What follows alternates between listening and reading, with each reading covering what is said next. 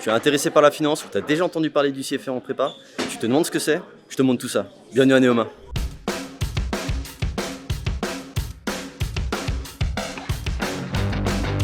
Moi, c'est Jules Grégoire. J'ai rejoint Neoma en 2022 après avoir fait une classe prépa ECG. Et j'ai rejoint Neoma en connaissance de cause parce que je savais que Neoma proposait le parcours CFA à partir du M1. Et donc en L3, j'ai eu le temps de profiter un peu de ma vie étudiante. J'ai rejoint des assos, dont des assos de finance, où j'ai pu m'impliquer, j'ai pu avoir des responsabilités. Et je me suis vraiment métamorphosé depuis ma prépa. J'ai pu aussi partir en échange. Je suis parti en échange en Italie à Milan, où j'ai été 6 mois en pleine immersion dans une université qui était magnifique. Ça m'a pas mal ouvert l'esprit, ça m'a pas mal ouvert de portes aussi, ça m'a appris à mieux me connaître. Mais bref, parlons du CFA. Le CFA, c'est quoi? En fait, le CFA, c'est une certification professionnelle en finance de marché qui est reconnue à l'international. Pourquoi j'ai choisi? En fait, quand j'étais en prépa, j'aimais beaucoup les maths et le SH. Et donc, en fait, en arrivant à Neoma, je me suis dit, pourquoi pas tenter le parcours finance de marché? Je vais peut-être y retrouver ces deux éléments. Donc, au final, j'ai commencé et j'ai adoré. Et en fait, avec Neoma, d'ailleurs, c'est l'une des rares écoles qui peut proposer de passer le CFA, les examens du CFA jusqu'au niveau 3. Donc, en fait, je me suis dit, pourquoi pas faire les 3 niveaux à Neoma. Le CFA, c'est un peu comme la prépa. En tout cas, je l'ai vécu un peu comme la prépa parce que c'est pas mal de préparation. Il y a beaucoup de préparation, c'est intense. Mais en fait, quand on sort de prépa, disons que le plus dur dans le CFA, c'est pas vraiment l'aspect théorique parce que ça reste des maths financières. Ce qui est le plus compliqué, c'est vraiment de devoir apprendre plein de théories, plein de nouveaux concepts qu'on n'a pas vus en prépa. Et c'est peut-être ça la difficulté du CFA. Par exemple, moi, au niveau 1 et au niveau 2, d'ailleurs aussi, il y a de l'éco en fait. Il y a de l'éco, seulement que moi, en ayant fait 2 ans de SH, la plupart des choses en éco, je les connais déjà. Donc en fait, c'était bien de reprendre des sujets et aussi explorer d'autres angles parce que les sujets sont abordés d'une manière un peu plus financière.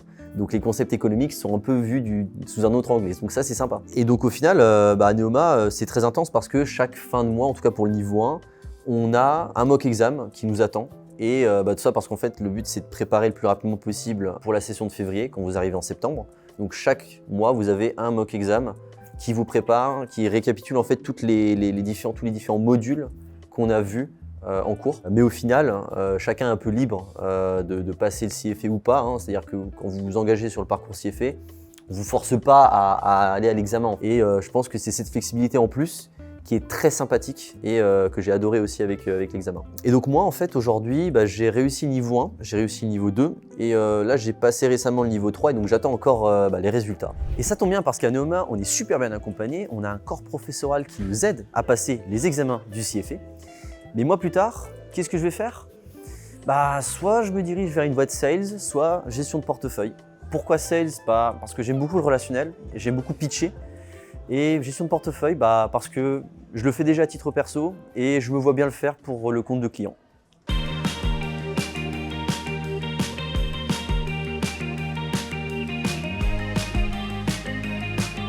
Alors là, on va aller voir Maria Ruiz, c'est la responsable du programme CFA. On va lui poser quelques questions. Viens avec moi. Bonjour Maria, est-ce que vous pouvez vous présenter? Bonjour, je suis Maria Ruiz Garcia. Je suis responsable du parcours CFA à Neoma Business School et je suis responsable du track AMIR, Asset Management and Investment Research, qui est donc la spécialisation en CFA niveau 2, Level 2 et Level 3 dans le Master de Finance. Est-ce que vous pouvez me décrire le parcours CFA et à qui il s'adresse? Alors, le parcours CFA prépare les étudiants de Neoma à passer les 3 examens du CFA, donc le Level 1, le Level 2 et le Level 3. CFA, ça veut dire Chartered Financial Analyst, donc c'est une certification en analyse financière. C'est une certification américaine qui nous vient des États-Unis, donc. Et le parcours CFA à Neoma s'adresse à des étudiants sérieux, des étudiants qui veulent faire de belles carrières en finance et des étudiants qui veulent avoir une culture vraiment, c'est un peu le terme, qui veulent avoir une vision de la finance à 360 degrés. Ah non, bien sûr, moi quand j'ai fait le L1, déjà j'ai commencé à balayer un peu effectivement beaucoup de matières différentes, que ce soit bonds, equities, alternative investments, on a une vision vraiment qui est large de la finance à ce niveau-là. Je voulais vous demander quel type de compétences en fait un étudiant développe dans le parcours? Alors, énormément. En fait, les étudiants développent l'autonomie, les étudiants développent une capacité de travail et puis une culture financière très très vaste. Parce qu'en fait, on dit que le CFA, c'est une vision de la finance vraiment à 360 degrés. Oui, c'est vrai. T'es d'accord? Oui, oui, bien sûr. C'est que quand j'ai préparé le CFA, à chaque fois, il y avait plein de matières différentes et forcément, ensuite, ça aide à avoir une vision vraiment globale, comme vous dites. Voilà. Et en fait, le CFA donne un aperçu de tous les investissements financiers, ou non financiers d'ailleurs, qui peuvent se retrouver dans un portefeuille d'investissement. Et quel type de débouché, de carrière est-ce qu'un étudiant qui sort du parcours de CFA peut s'attendre? Alors, le CFA est un atout pour n'importe quel métier de la finance, en fait, déjà. Par contre, la grande majorité des CFA Charter Holders, donc des personnes qui détiennent le CFA, travaillent dans 2 métiers principaux. Alors, le premier, c'est la gestion d'actifs. Alors, c'est quoi la gestion d'actifs? Je vais vous donner un exemple pour illustrer. Imagine que tu as un client qui vient te voir et qui te dit voilà, bonjour, j'ai 1 million d'euros hérité de quelqu'un et je ne sais pas comment placer cet argent. Donc c'est le rôle du CFA Charter Holder d'investir ça et de penser à des placements en actions, en obligations et lesquels, ou en investissement un peu plus alternatif comme l'immobilier ou les matières premières ou le private equity ou des choses comme ça. Le deuxième métier, c'est le métier d'analyste financier.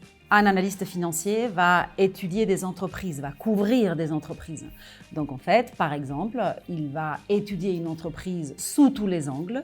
Donc la performance, la profitabilité, la liquidité, les risques de l'entreprise, l'environnement dans lequel elle évolue. Donc le G aujourd'hui, quoi. Ouais, voilà, les critères de sustainability, ESG. Et puis, l'analyste financier va émettre une recommandation d'investissement. C'est oui ou non, il recommande ou elle recommande à ses clients ou clientes d'investir oui ou non dans cette entreprise-là. Et toi, tu te destines à l'un de ces 2 métiers-là ou... Alors moi, je me destine en partie, on va dire. Je me laisse encore 2 portes ouvertes. Celle de la gestion d'actifs, comme vous l'avez mentionné. Mais voilà, il y a une deuxième porte qui on va dire, me tente un peu, c'est celle du sales en fait, de la vente. Parce que là aussi, j'aime bien le relationnel, j'aime beaucoup pitcher. Donc en fait, tu dirais que devenir CFA, ça permet d'accéder plus facilement à des carrières en finance sur les marchés américains. Oui, totalement. Parce que, encore une fois, le CFA, c'est quelque chose qui est né aux États-Unis et qui est archi connu aux États-Unis et au Canada de manière générale.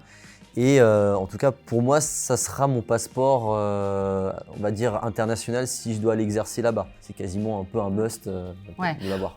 Au-delà de ça, c'est une formation très solide. Oui, bien Donc, sûr. Pour devenir CFA Charter Holder, il faut bien avoir les 3 niveaux. Voilà, sinon on ne l'est pas.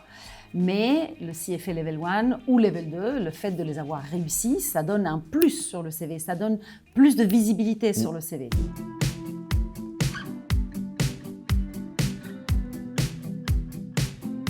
Alors là, on va dans un cours de CFA niveau 2. On va aller voir le cours de Monsieur Fourneau, qui est un cours de derivatives.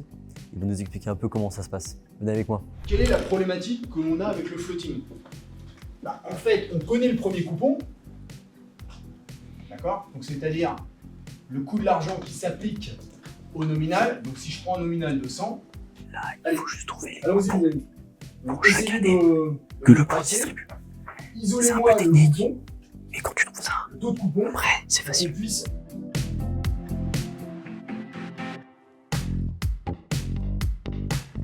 Bonjour Monsieur Fourneau. Bonjour. Est-ce que vous pouvez vous présenter en quelques mots?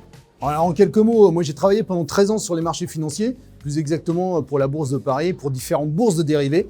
Et ensuite, j'ai basculé dans l'enseignement et depuis plus de 10 ans, j'enseigne au sein de Neoma Business School la finance et aussi l'immobilier, c'est-à-dire tout ce qui est alternative investment. D'accord. Et donc vous, dans votre cours, finalement, vous enseignez quoi? Les produits dérivés? C'est quoi les tenants, les aboutissants en fait de ce cours? Donc en fait, les produits dérivés, comme leur nom l'indique, ce sont des produits qui dérivent d'autres produits. Donc en fait, il y a une première étape où les étudiants vont apprendre comment fonctionnent les sous-jacents, donc des actions, des obligations, des indices. Et ensuite, les produits dérivés, c'est-à-dire ces produits qui dérivent de ces actions, obligations et indices, comment ils fonctionnent, comment on les price, comment on calcule leur prix, comment on les valorise dans le temps. Et donc, ça va être progressif. Ils vont faire le level 1 où on va avoir une initiation aux produits dérivés, level 2 où ça sera un peu plus compliqué, un peu plus technique, et c'est surtout le level 3 où là, il y aura une très grosse partie des dérivés. Donc voilà, c'est ça le parcours CFA en quelques mots. Je regrette absolument pas mon choix d'avoir rejoint le parcours CFA. Et si ça vous intéresse, eh ben, n'hésitez pas à passer vos concours à Neoma. À bientôt.